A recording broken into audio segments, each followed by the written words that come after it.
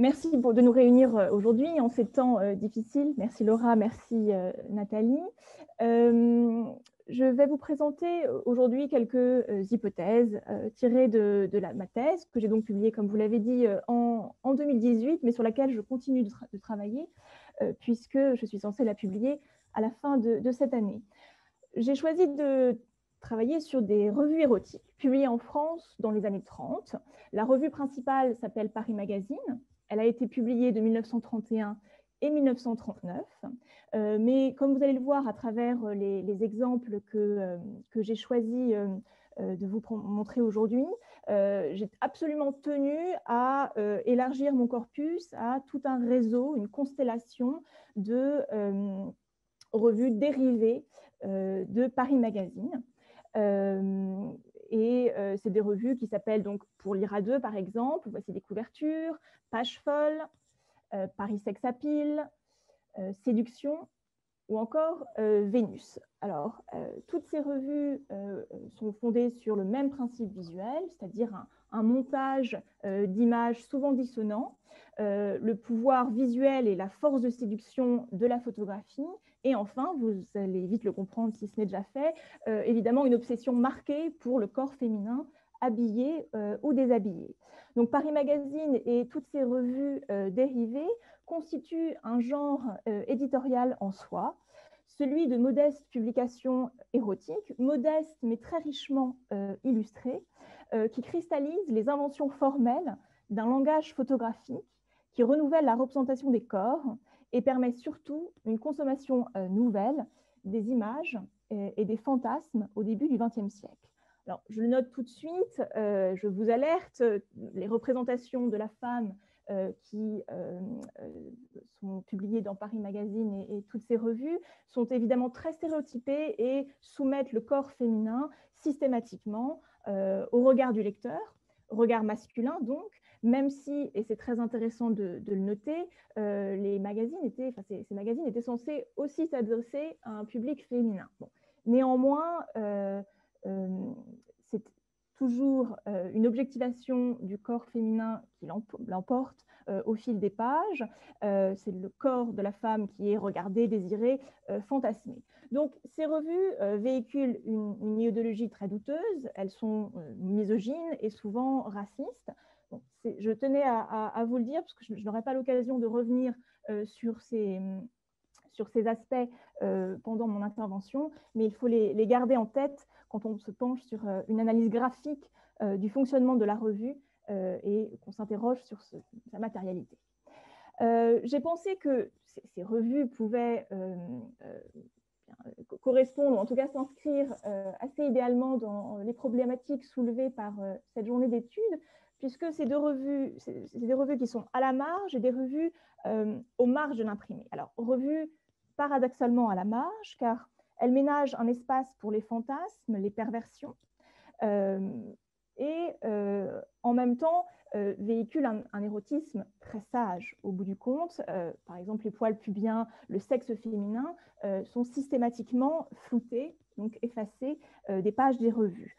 La part la plus explicite, la plus franchement érotique des revues se trouve dans la littérature, que je qualifierais de gare, hein, très très médiocre, qui est publiée chaque mois dans les revues. En tout cas, c'est les mots qui sont certainement plus osés que les images au bout du compte. Néanmoins, et je tiens à le dire, ce sont des revues vitrines au bord de l'inconvenance, puisque même si elles ne sont, je l'ai dit, jamais explicitement pornographiques, elles vendent du fantasme, des fantasmes, de la photographie et d'une certaine manière du sexe, même si c'est de manière souterraine et jamais explicite. À chaque fin, les dernières pages des magazines sont constituées de listes de petites annonces qui, de manière déguisée, donnent les coordonnées de prostituées.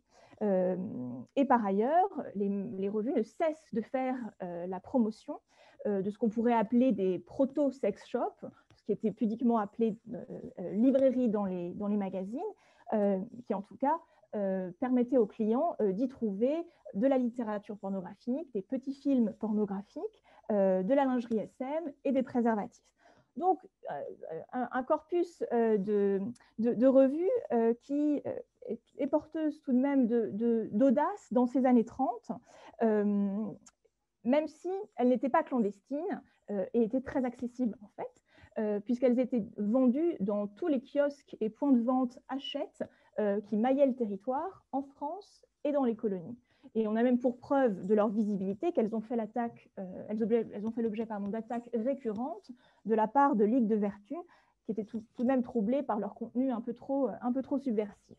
Donc un objet entouré de soufre, mais accessible, thématiquement un peu scandaleux et vulgaire, mais qui plastiquement est tout à fait dans les normes, vous allez le voir, puisqu'il participe des tendances graphiques de l'époque, notamment, par exemple, en témoignant d'un certain engouement pour ce qu'Olivier Lugon appelle le cinéma feuilleté, qui fait de la page imprimée un support intermédial témoignant de la popularité du cinéma et des échanges incessants entre cinéma et photographie.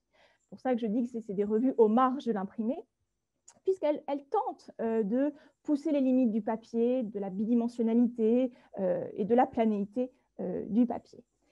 Je vais d'abord dire quelques mots rapides sur ces revues, puis vous donner quelques exemples un peu plus précis de mise en page pour montrer comment le magazine tente d'imiter ou en tout cas de suggérer le mouvement, et ensuite comment le magazine tente d'assimiler un motif visuel particulier, le défilé de mode, défilé surtout de pin-up sur les scènes de cabaret ou défilé de candidates de concours de beauté. Autant de rangées de corps qui sont donc animés par le mouvement, qui défilent devant les yeux et compliquent le rapport du magazine à la fixité et au mouvement.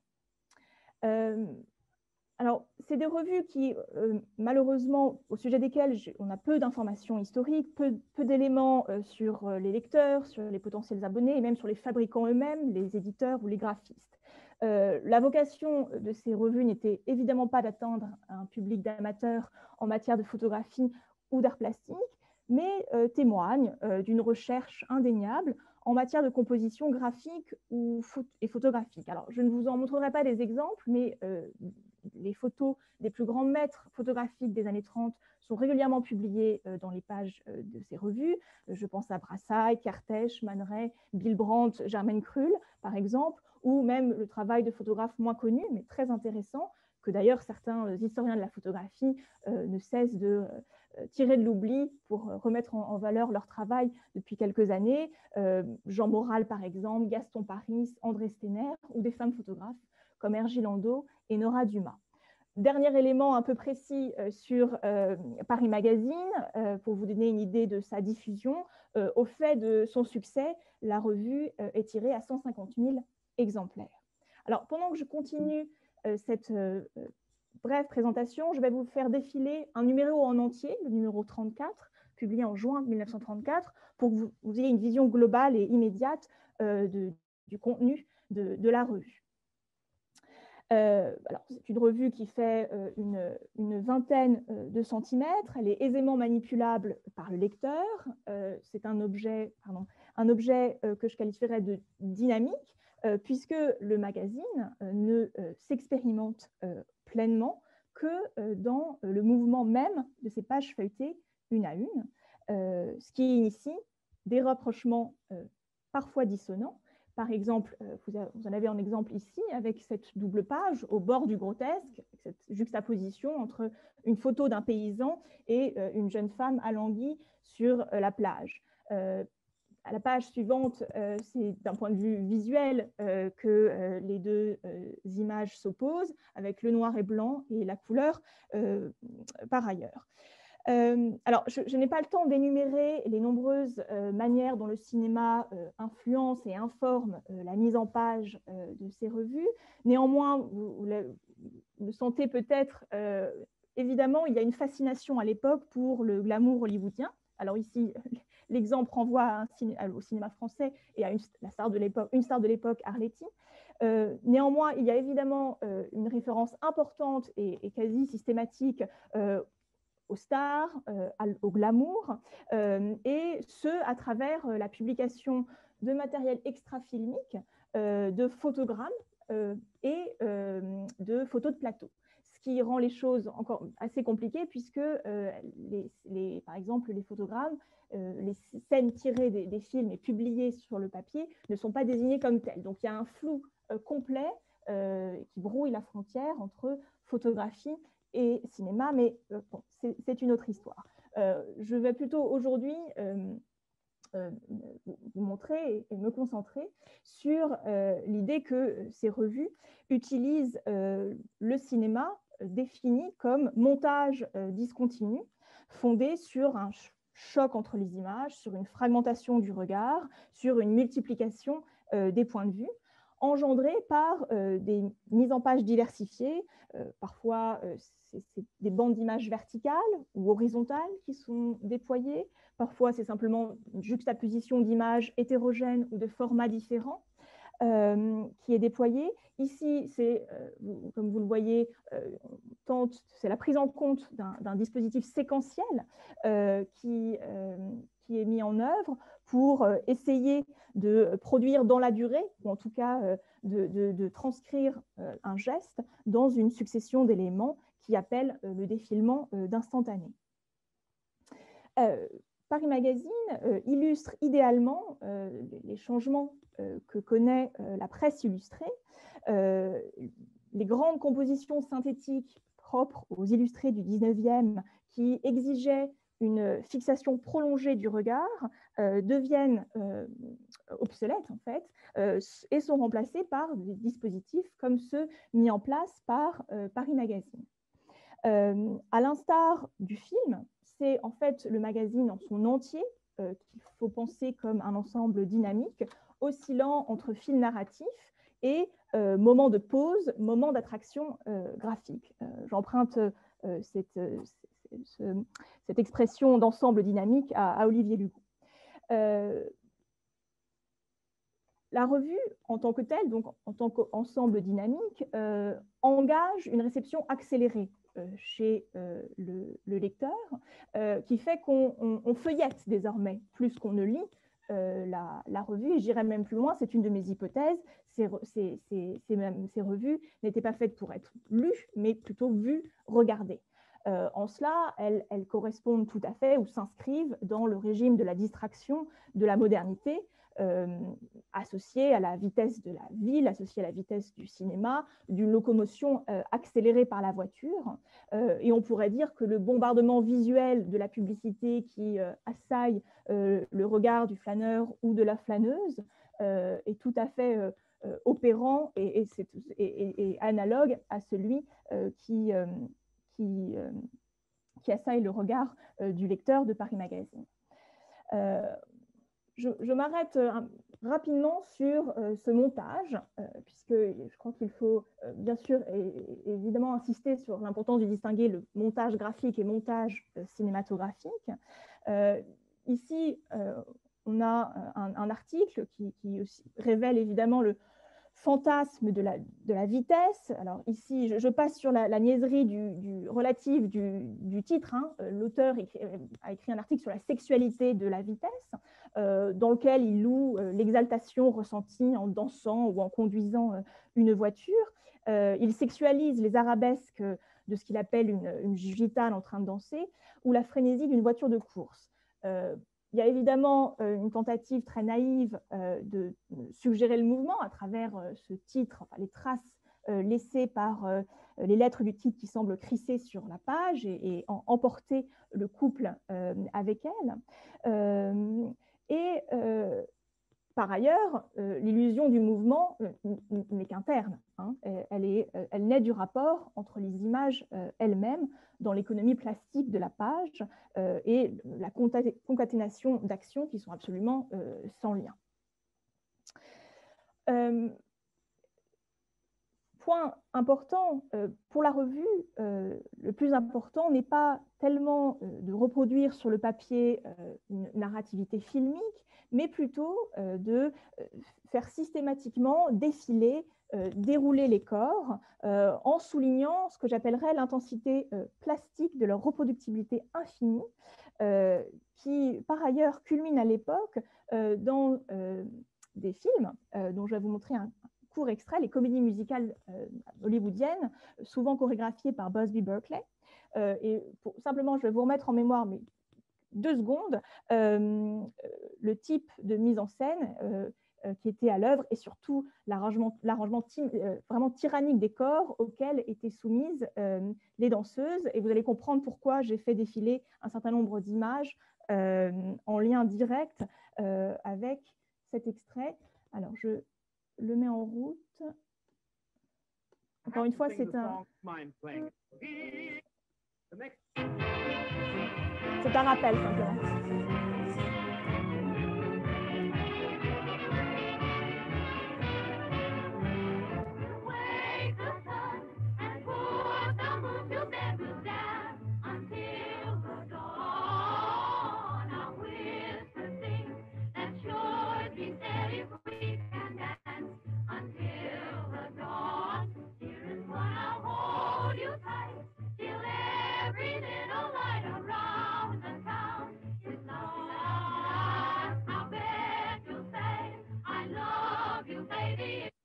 Voilà, c'était simplement pour évoquer ces femmes à la chaîne qui dansent et se déploient. Évidemment, dans les revues, le déficit du papier fait qu'il est possible de reproduire la fluidité du mouvement des danseuses. En revanche, la revue ne cesse de tenter de donner à voir, de fixer les configurations de leurs mouvements, de suggérer leur tempo implacable. Et donc, on a beaucoup, comme vous l'avez vu, d'alignements parfaits, presque parfaits, de jambes et une géométrisation des corps.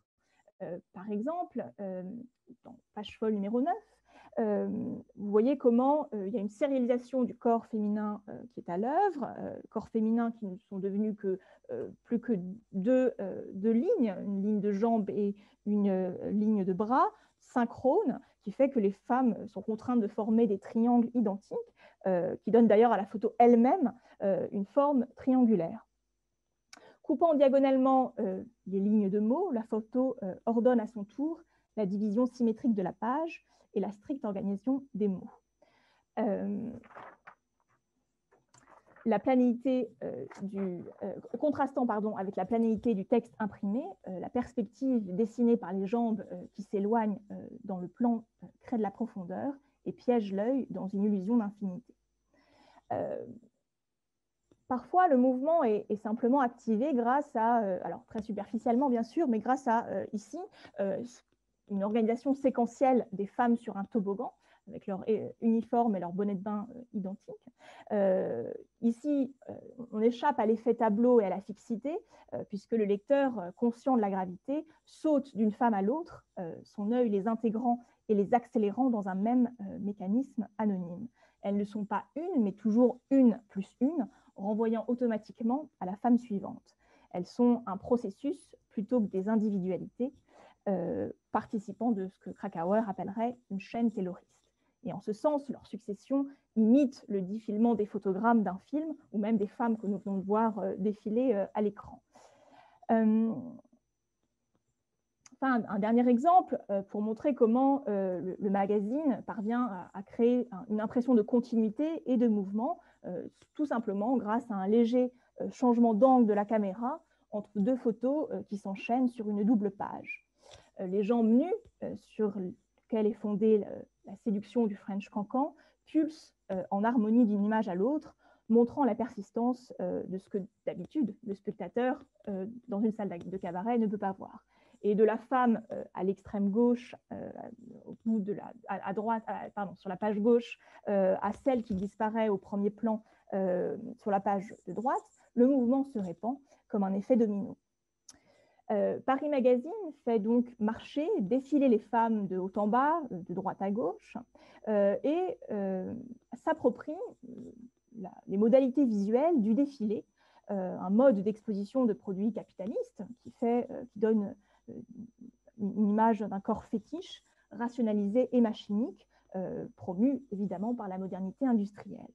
En cela, la revue témoigne d'une étape caractéristique du développement de la culture de masse dans l'entre-deux-guerres et illustre idéalement, je cite Laurent Guido, l'intensification de la production de représentations sérialisées du corps humain écho médiatique de l'entreprise de rationalisation scientifique de la corporalité opérée dès la fin du XIXe siècle. Au défilé de soldats, écrit-il, a succédé celui des mannequins de mode, ou plus emblématique encore, celui des girls de revue. Ou j'ajouterais celui des participantes au concours de beauté. À l'écran, comme dans les magazines, les femmes rivalisent pour obtenir donc les titres de Miss Cinéma, Miss France, Vénus 1935. Et je dirais que faire la queue pendant un défilé, s'aligner et donc marcher, devient un mode d'affirmation-négation de soi. Comme par exemple, vous avez, alors, encore une fois, un très très court extrait de film. Je m'aperçois que j'ai oublié de dire que l'extrait précédent était tiré d'une comédie musicale de 1931. Et ici, c'est le film d'Augusto Genina, Prix de beauté, avec Louise Brooks. Vous allez à peine avoir le temps de la voir. Je vais accélérer d'ailleurs.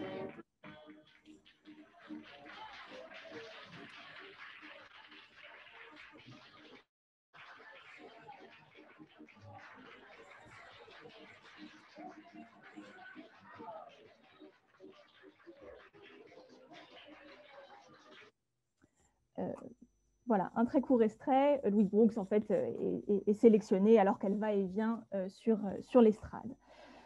L'anonymat, l'impersonnalité et la standardisation découlent de cette forme de spectacularisation paradoxale et atteint un sommet ici, cette fois dans Paris Sex Appeal, où on a une accumulation assez monotone, voire très monotone, de nus qui se détachent sur des fonds neutres pour permettre la présentation de différentes participantes d'un concours de beauté. Là, on a véritablement quelque chose d'industriel dans ce déploiement. D'une certaine manière, même si ces femmes sont publiées, sont visibles, elles ne peuvent exister à l'écran, dans le film, ou même sur la page. Certes, elles se tiennent debout sur un piédestal, mais elles sont toutes mises au même niveau, toutes également banales, toutes différentes, et pourtant aucune ne se distingue. Loin de mettre en valeur leur beauté, le rythme impliqué par la réitération de leur pose conventionnelle les réduit à une étape éphémère dans le défilé.